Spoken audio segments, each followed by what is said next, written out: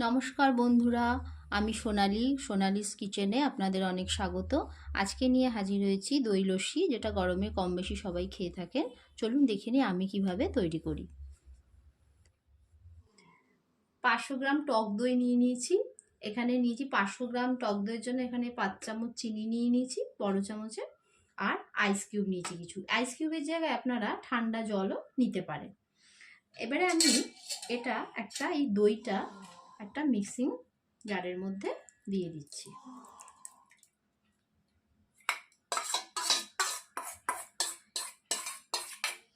এই গরমে সবার ঘরেই টক দই কম বেশি থাকে, তো এইভাবে বাড়িতে বানিয়ে ফেলবেন দই লস্যি। আমি এখানে এই আইস কিউবগুলো দিয়ে দিলাম, দিয়ে আমি দিয়ে দেব সামান্য একটু বিট নুন, অল্প সামান্য 1 পিঞ্চ মতো নিয়ে বিট নুন দিয়ে দিলাম। এবারে আমি এটা একবার মিক্সিং জারে ঘুরিয়ে নেব। দেখে নিন পেস্ট করা হয়ে গেছে। এবারে আমি একটা পাত্রে ঢেলে নেব।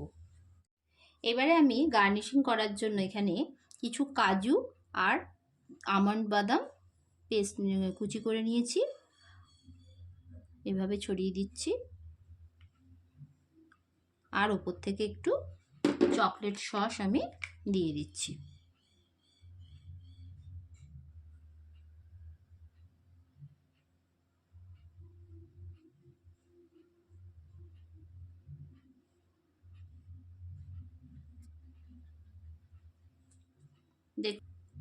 দেখুন তৈরি হয়ে গেছে দই লস্যি। এইভাবে ডেকোরেশন করে আপনারা খাবেন।